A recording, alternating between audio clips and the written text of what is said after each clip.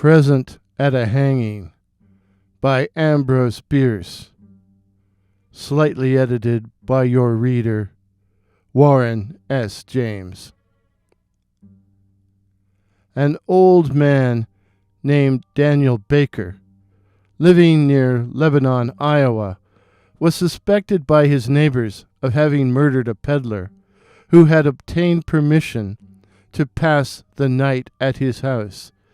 This was in 1853, when peddling was more common in the Western country than it is now, and was attended with considerable danger. The peddler, with his pack, traversed the country by all manner of lonely roads, and was compelled to rely upon the country people for hospitality.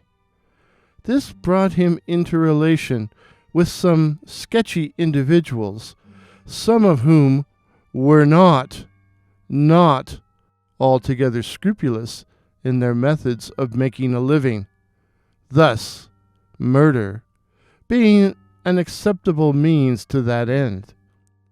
It occasionally occurred that a peddler with a diminished pack and a swollen purse would be traced to the lonely dwelling of some rough character and never could be traced beyond. This was so in the case of Old Man Baker, as he was always called. Such names are given in the Western settlements only to elderly persons who are not esteemed. A peddler came to his house one night and never went away. That is all that anybody knew. 7 years later, in 1860, the Reverend Mr. Cummings, a Baptist minister well known in that part of the country, was driving by Baker's farm one night. It was not very dark. There was a bit of moon somewhere above the light veil of mist that lay along the road.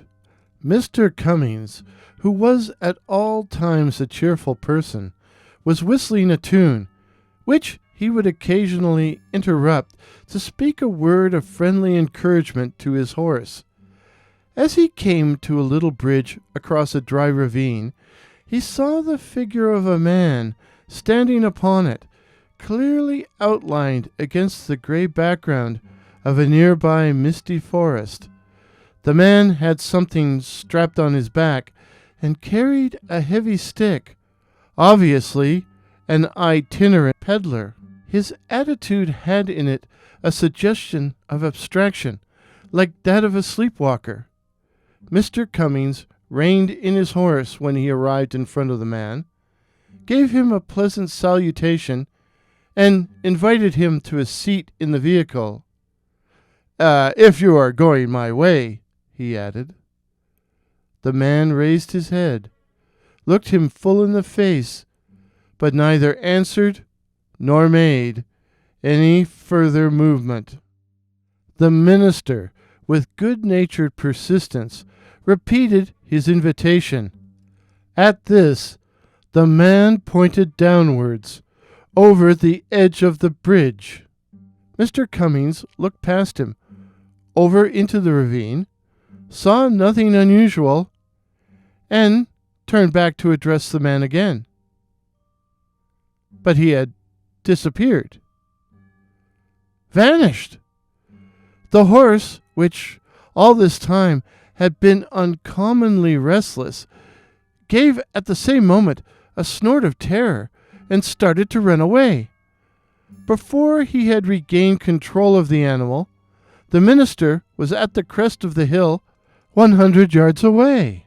He looked back and saw the figure again, at the same place and in the same attitude as when he had first observed it. Then, for the first time, he was conscious of a sense of the supernatural, and drove home as rapidly as his willing horse would go.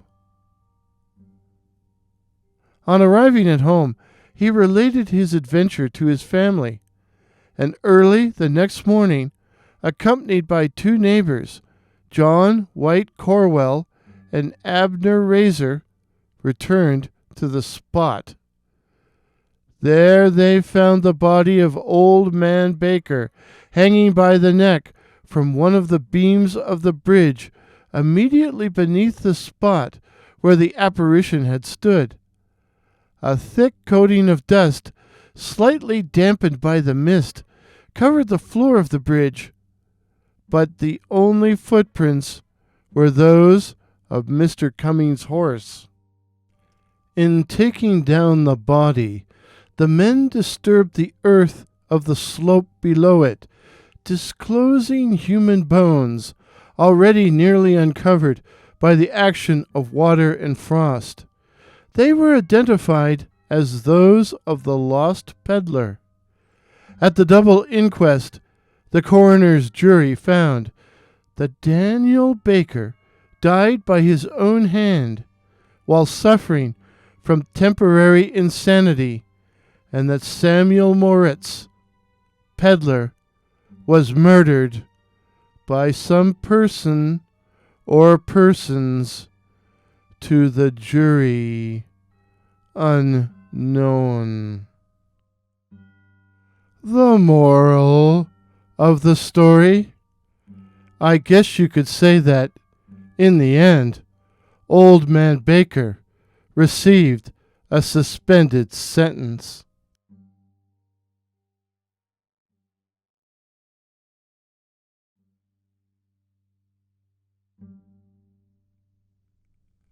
John Mortenson was dead. His lines, in the tragedy of man, had all been spoken, and he had left the stage. The body rested in a fine mahogany coffin, fitted with a plate of glass.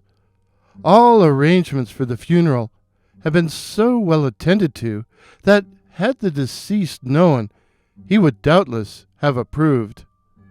The face, as it showed under the glass, was not disagreeable to look upon. It bore a faint smile, and as the death had been painless, had not been distorted beyond the repairing power of the undertaker. At 2:00 of the afternoon, the friends were to assemble to pay their last respects to one who had no further need of friends or respect. The surviving members of the family came every few minutes to the casket and wept above the placid features beneath the glass. This did them no good. It did no good to John Mortenson, but in the presence of death, reason and philosophy are silent. As the hour of 2 approached, the friends began to arrive, and after offering such consolation to the stricken relatives as the proprieties of the occasion required, solemnly seated themselves about the room, conscious of their importance in the scheme funereal. Then the minister came, and his entrance was followed by that of the widow, whose lamentations filled the room. She approached the casket, and after leaning her face against the cold glass for a moment, was gently led to a seat near her daughter.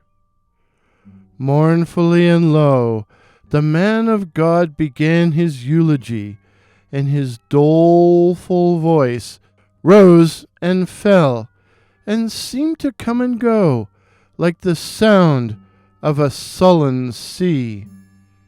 The gloomy day grew darker as he spoke.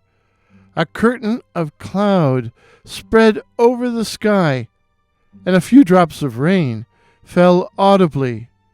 It seemed as if all nature were weeping for John Mortenson. When the minister had finished his eulogy with prayer, a hymn was sung, and the pallbearers took their places beside the bier. As the last notes of the hymn died away, the widow ran to the coffin, cast herself upon it, and sobbed hysterically.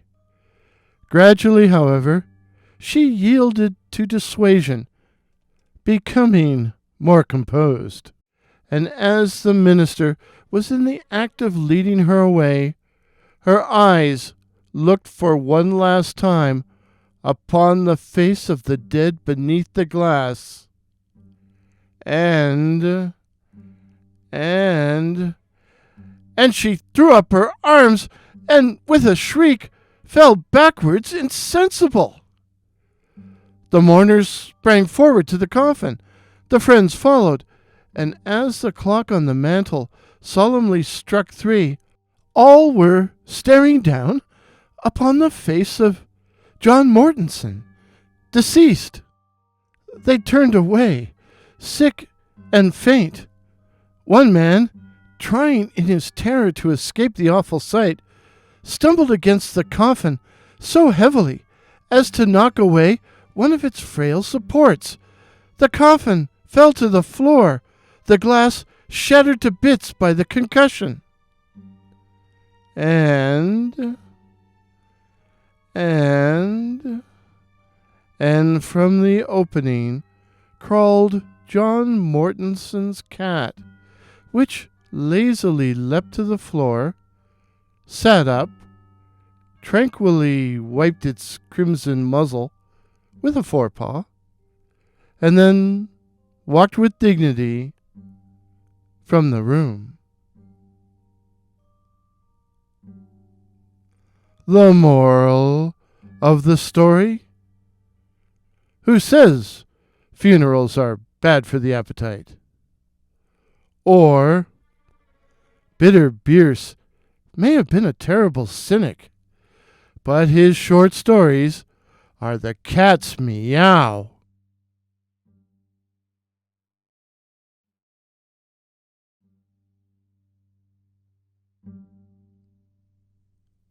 Having murdered his brother-in-law, Orrin Brower of Kentucky was a fugitive from justice.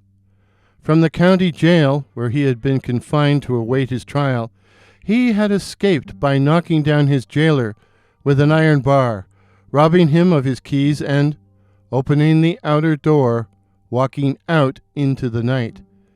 The jailer being unarmed, Brower got no weapon with which to defend his recovered liberty. As soon as he was out of the town, he had the folly to enter a forest. This was many years ago, when that region was wilder than it is now. The night was pretty dark, with neither moon nor stars visible, and as Brower had never dwelt thereabout, and knew nothing of the lay of the land, he was, naturally, not long in losing himself. He could not have said if he were getting farther away from the town, or going back to it. A most important matter to Orrin Brower. He knew that in either case a posse of citizens with a pack of bloodhounds would soon be on his track, and his chance of escape was very slender. But he did not wish to assist in his own pursuit. Even an added hour of freedom was worth having. Suddenly, he emerged from the forest into an old road, and there before him saw, indistinctly, the figure of a man, motionless in the gloom. It was too late to retreat. The fugitive felt that at the first movement back toward the wood, he would be, as he afterward explained, filled with buckshot. So the two stood there like trees, Brower nearly suffocated by the activity of his own heart. The other, well, the emotions of the other are not recorded. A moment later, it may have been an hour, the moon sailed into a patch of unclouded sky, and the hunted man saw that visible embodiment of law lift an arm and point significantly toward and beyond him. He understood. Turning his back to his captor, he walked submissively away in the direction indicated, looking to neither the right nor the left, hardly daring to breathe, his head and back actually aching with a prophecy of buckshot. Brower was as courageous a criminal as ever lived to be hanged. That was shown by the conditions of awful personal peril in which he had coolly killed his brother-in-law. It is needless to relate them here. They came out at his trial, and the revelation of his calmness in confronting them came near to saving his neck. But what would you have? When a brave man is beaten, he submits. So they pursued their journey jailward, along the old road through the woods. Only once did Brower venture a turn of the head. Just once, when he was in deep shadow, and he knew that the other was in moonlight, he looked backward. His captor was Burton Duff, the jailer, as white as death, and bearing upon his brow the vivid mark of the iron bar. Orrin Brower had no further curiosity. Eventually they entered the town, which was all alight but deserted. Only the women and children remained, and they were off the streets. Straight towards the jail the criminal held his way. Straight up to the main entrance he walked, laid his hand upon the knob of the heavy iron door, pushed it open without command, entered, and found himself in the presence of a half-dozen armed men. Then he turned. Nobody else entered. And on a table in the corridor lay the dead body of Burton Duff. If this is your first visit to my channel, please consider subscribing. My name is Warren, and I write and tell original ghost stories and original horror stories featuring such cryptids as the Night Floaters, werewolves, and the Black-Eyed Children. And sometimes I retell classic ghost stories, such as today's story by Ambrose Bierce. So, once again, please consider subscribing. Please help me to reach my goal of 2,500 subs in 2022. Till midnight. Cheers. Pictures used in today's video, courtesy of Pix here, that's PX here, while the music was the haunting Ghost Processional, and very appropriate Ghost Processional, by that patron of the internet, Kevin MacLeod.